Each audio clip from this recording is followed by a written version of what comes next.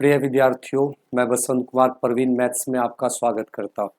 चलिए आज एक नए टॉपिक के साथ हम लोग जुड़े हैं। हिस्ट्री का टॉपिक है और काफ़ी महत्वपूर्ण टॉपिक है। हर एग्जाम में, खास करके पीसीएस एग्जाम में अगर देखा जाए तो इससे अच्छे खासे क्वेश्चन बनते हैं। टॉपिक का नाम है भारत में क्रांतिकारी युग। अगर हम भारत में क्रांतिकारी चरण की बात करें, क्रांतिकारी चरण की बात करें तो यह कितने चरणों में घटित हुआ था? तो यह प्रमुख दो चरण में घटित हुआ। सबसे पहला है प्रथम चरण। सबसे पहला अगर हम बात करें तब आता है प्रथम चरण, और प्रथम चरण की बात करें तो यह शुरू हुआ था 1907 में और समाप्त हुआ था 1917 में। तो क्रांतिकारी चरण में प्रथम चरण की शुरुआत 1907 में और समाप्त हुआ था 1917 में। और वहीं पर अगर बात करें द्वितीय चरण की, तो द्वितीय चरण की शुरुआत हुआ था 1924 में और समाप्त हो गया था 1934 में। तो भारतीय राष्ट्रीय आंदोलनों में क्रांतिकारी युगों का भी एक बहुत बड़ा योगदान था। और क्रांतिकारी युग में खास करके कौन जुड़े हुए थे? तो युवा वर्ग। युवा वर्ग में जैसे अगर बात करें भगत सिंह, खुदीराम बोस, चंद्रशेखर आजाद, बटुकेश्वर दत्त जैसे महान क्रांतिकारी योद्धा इस युग में शामिल है। अब इस युग के बारे में हम पढ़ेंगे तो शुरुआत करते हैं कहां से? प्रथम चरण। प्रथम चरण की बात करें तो भारत में प्रथम चरण शुरू हुआ था, अभी जस्ट बताए 1907 में, और कब तक चला? 1917 तक। अब भारत में क्रांतिकारी घटना की बात करें तो कई बार एग्जाम में पूछा गया है कि भारत में क्रांतिकारी घटना की शुरुआत कहां से हुआ है। तो भारत में क्रांतिकारी घटना की शुरुआत की अगर बात करें तो शुरुआत हुआ था कहां से? महाराष्ट्र से। तो महाराष्ट्र से भारत में क्रांतिकारी घटना की शुरुआत हुआ। और घटना जो है किस आंदोलन से शुरुआत हुआ था? तो महाराष्ट्र में एक क्रांति हुआ जिसका नाम है रामोसी आंदोलन। रामोसी आंदोलन। और ये आंदोलन कब हुआ था? ये आंदोलन हुआ था 1879 ईस्वी में। और इस आंदोलन की शुरुआत किसके द्वारा किया गया था? तो वासुदेव बलवंत फड़के के द्वारा। तो भारत में क्रांतिकारी घटना की शुरुआत कहां से हुआ था? महाराष्ट्र से। और भारत में क्रांतिकारी घटना की शुरुआत किस आंदोलन से हुआ? रामोसी आंदोलन से। रामोसी आंदोलन कब घटित हुआ था? तो 1879 ईस्वी। और इस आंदोलन के प्रवर्तक कौन थे? तो वासुदेव बलवंत फड़के। अब ध्यान दीजिए, भारत में जब क्रांतिकारी घटना की शुरुआत हुआ था 1879 ईस्वी में, इसके बाद इस क्रांतिकारी घटनाओं पर अंकुश लगाने के लिए ब्रिटिश सरकार कई समितियों का गठन किया। और इस समितियों में एक समिति हुआ करता था जिसका नाम था रॉलेट समिति। तो एक समिति हुआ करता था रॉलेट समिति, और इस समिति का गठन हुआ था 1917 ईस्वी में। रॉलेट समिति अपना रिपोर्ट पेश कर रहा है कब? 1918 ईस्वी में। और इस समिति ने अपने रिपोर्ट में कहा कि भारत में क्रांतिकारी आंदोलन की शुरुआत जो है वह शुरुआत हुआ था महाराष्ट्र से। और महाराष्ट्र से इसकी शुरुआत करने का श्रेय जो जाता है वह श्रेय किसको जाता है? तो चित्पावन ब्राह्मण को जाता है। यानी भारत में क्रांतिकारी घटनाओं की शुरुआत करने वाले कौन थे? चित्पावन ब्राह्मण। और भारत में क्रांतिकारी घटनाओं की शुरुआत किस आंदोलन से हुआ? रामोसी आंदोलन से। शायद यहां तक कंप्लीट हो गया होगा।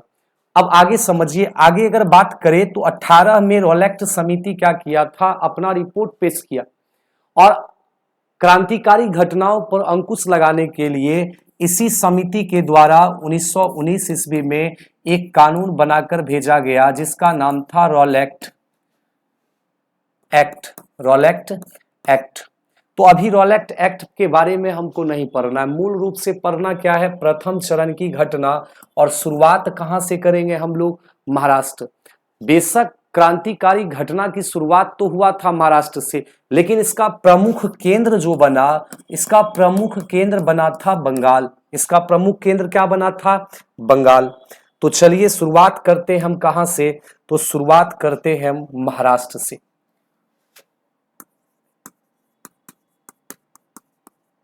महाराष्ट्र की अगर हम बात करें, महाराष्ट्र से क्रांतिकारी आंदोलन की शुरुआत जो है एक समिति के द्वारा फिर होता है, और इस समिति का नाम क्या है? इस समिति का नाम है व्यायाम मंडल, और यह महाराष्ट्र का प्रथम क्रांतिकारी संगठन माना जाता है।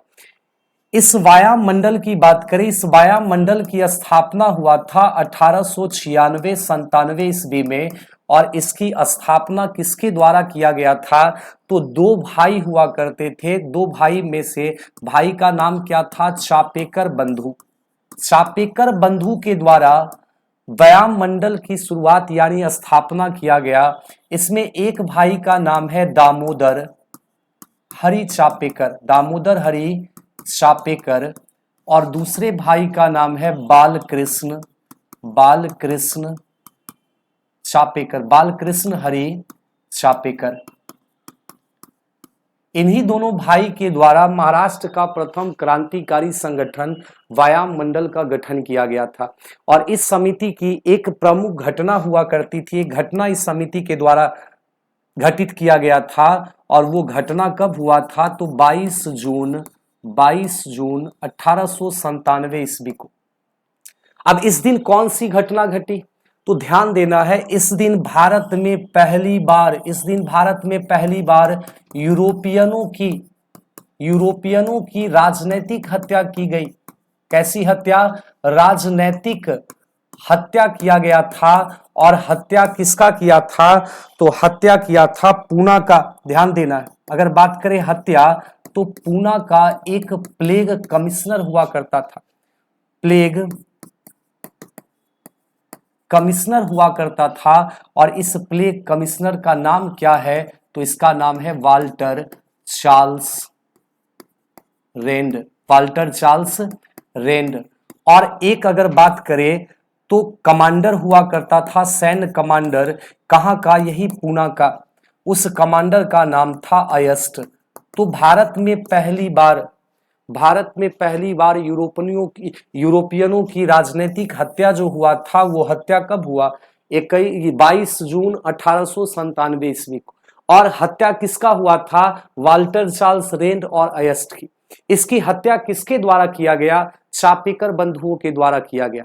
जब चापेकर बंधु इसकी हत्या करते हैं, इसके बाद ब्रिटिश सरकार घोषणा किया कि हत्या करने वाले व्यक्ति की जानकारी जो भी देगा उसको कितना रुपया इनाम दिया जाएगा? 20,000 रुपया इनाम दिया जाएगा। 20,000 रुपया बेशक आज लग रहा है कम, लेकिन बात हो रहा है कब का? 1897 का। उस समय अगर 20,000 की बात करें तो आज के यह 20 लाख से भी ज्यादा है। तो 20,000 रुपया उपहार देने की बात की गई।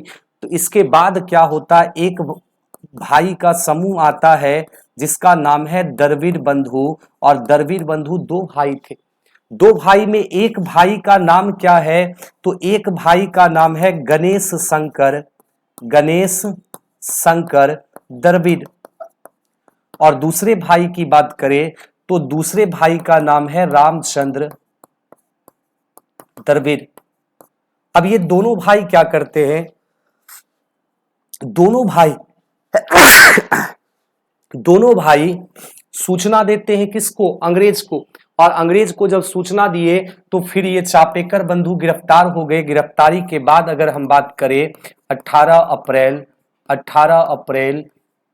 1898 ईस्वी को, 18 अप्रैल 1898 ईस्वी को दोनों भाई चापेकर बंधुओं को क्या किया गया था? फांसी दे दिया गया। फिर से एक बार हम रिपीट कर देते हैं। अगर महाराष्ट्र की बात करें तो महाराष्ट्र का प्रथम क्रांतिकारी संगठन किसको माना गया है? व्यायाम मंडल को। व्यायाम मंडल की स्थापना 1896-97 ईस्वी में किसके द्वारा किया गया था? चापेकर बंधु। चापेकर बंधु में आते कौन है? दामोदर हरि चापेकर, बालकृष्ण हरि चापेकर, ये दो भाई थे। अब इस वायुमंडल के द्वारा एक प्रसिद्ध घटना को अंजाम दिया गया था और वो घटना क्या था? यूरोपियनों की भारत में पहली राजनीतिक हत्या। भारत में पहली राजनीतिक हत्या। और हत्या किसका किया गया था? तो पूना का प्लेग कमिश्नर था वाल्टर चार्ल्स रेंड और वहीं का एक कमांडर था अयस्ट। इसकी हत्या हुई। कब हत्या हुआ था?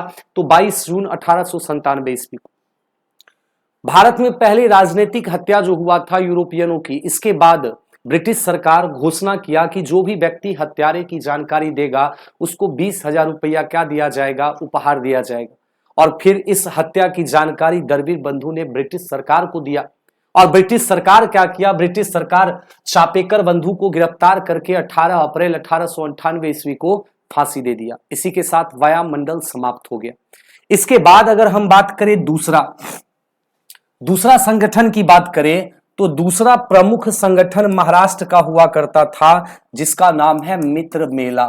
मित्र मेला और अभिनव भारत। मित्र मेला और अभिनव भारत।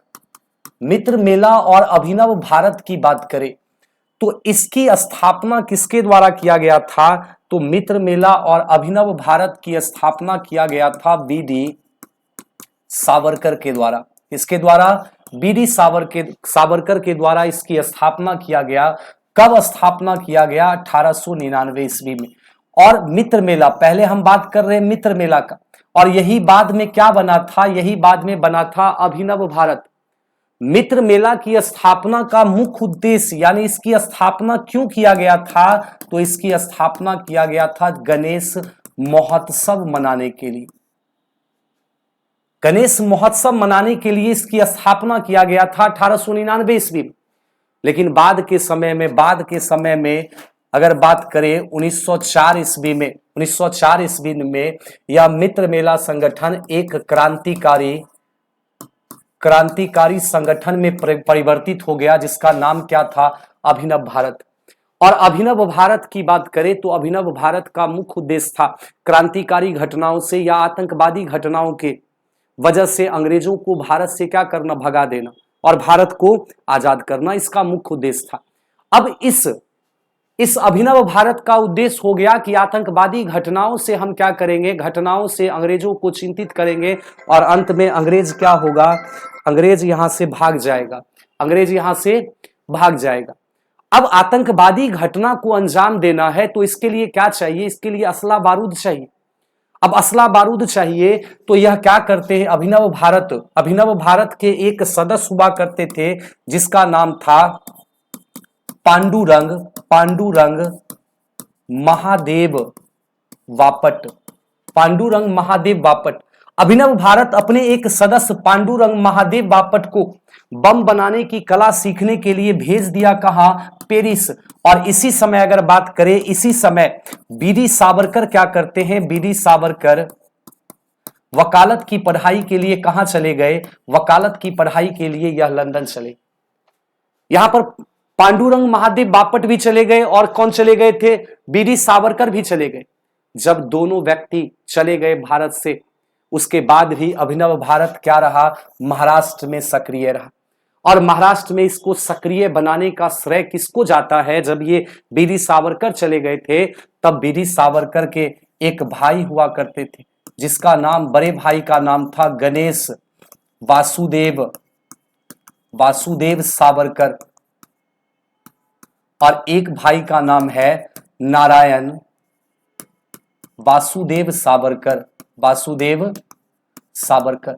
अब ये दोनों भाई क्या करते हैं? ये दोनों भाई इस महाराष्ट्र में इस संस्था को सक्रिय रखते हैं और क्रांतिकारी घटनाओं को अंजाम देते हैं। अब इन घटनाओं पर यानी अभिनव भारत पर अंकुश लगाने के लिए नासिक का एक जज हुआ करता था जिसका नाम था जैक्सन। नाम क्या है? जैक्सन। और जैक्सन क्या किया? जैक्सन इस अभिनव भारत पर अंकुश लगाने के लिए यह बीडी सावरकर के बड़े भाई जिनका नाम है गणेश वासुदेव सावरकर, इनको काला पानी की सजा दे दिया। और सजा कब सुनाया था? सजा सुनाया था 9 जून 1909 को। अब जैसे ही जैक्सन सजा सुनाया काला पानी का। इसके बाद अभिनव भारत के एक सदस्य हुआ करते थे जिसका नाम था, अभिनव भारत के एक सदस्य हुआ करते थे जिसका नाम है अनंत लक्ष्मण कन्हारे। अनंत लक्ष्मण कन्हारे। अब ये क्या करते हैं, ये जाकर हत्या कर देते हैं किसका, जैक्सन का। और जैक्सन की हत्या कब हुआ था, तो जैक्सन की हत्या 21 दिसंबर 1909 ईस्वी को कर दिया गया। जब जैक्सन मारा गया, इसके बाद अनंत लक्ष्मण कन्हारे की गिरफ्तारी हुई। गिरफ्तारी के बाद एक केस चला और उस केस का नाम क्या था, उस केस का नाम है नासिक षड्यंत्र केस। नासिक षड्यंत्र केस। और नासिक षड्यंत्र केस के तहत अब ध्यान दीजिए क्या क्या हो रहा है। नासिक षड्यंत्र केस के तहत 3 व्यक्तियों को क्या किया गया, फांसी दे दिया गया। और 3 व्यक्ति में एक व्यक्ति कौन थे, तो उनका नाम था अनंत लक्ष्मण कन्हारे। अनंत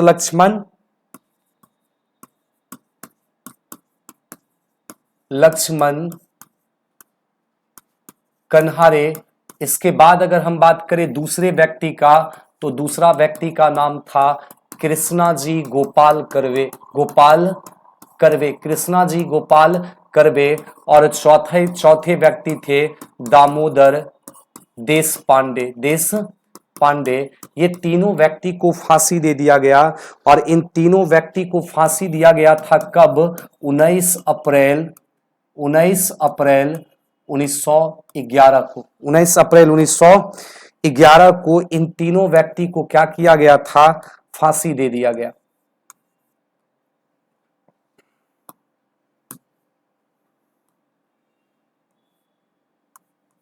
फांसी दे दिया गया। इसके बाद अगर हम बात करें बाद इस केस में क्या हुआ, तो इसी केस के तहत बीडी सावरकर कहां गए थे, बीडी सावरकर जो लंदन गए थे पढ़ने के लिए। इसी केस के संदर्भ में बीडी सावरकर को क्या किया गया था, बीडी सावरकर को गिरफ्तार करके एसएस मोरिया नामक जहाज से इनको भारत लाया गया। कब, 1911 ईस्वी को। और इसी नासिक षड्यंत्र केस में बीडी सावरकर को आजीवन कारावास का सजा सुनाया गया। और इन्हें कहां भेज दिया गया था, तो इन्हें अंडमान के सेल्यूलर जेल में भेज कर दिया गया। अब अंडमान के सेल्यूलर जेल में बीडी सावरकर कब तक रहे, तो बीडी सावरकर 1911 में गए। 1911 से 1922 तक अंडमान के सेल्यूलर जेल में रहे। इसके बाद यहां से 1922 में क्या किया गया, इनको सेल्यूलर जेल से निकालकर रत्नागिरी जेल में बंद कर दिया गया। और रत्नागिरी जेल में कब तक रहे, तो 1922 से लेकर यह 24 तक रत्नागिरी जेल में रहे। 24 के बाद अगर हम बात करें, तो 24 से लेकर 37 तक यह रत्नागिरी में ही नजरबंद रहे। और 37 के बाद यह पूर्णतः आजाद हो गए। और रिहाई के बाद बीडी सावरकर जुड़ते हैं किससे, हिंदू महासभा से जुड़ते हैं। और यह हिंदुत्व का प्रचार प्रसार करने लगते। तो ये 2 संस्था जो था, वह संस्था महाराष्ट्र का प्रमुख क्रांतिकारी संस्था था। इसके बाद अब नेक्स्ट क्लास में हम बात करेंगे बंगाल के क्रांतिकारी संगठन के बारे में। चलिए आज का क्लास यहीं पर समाप्त होता है। धन्यवाद।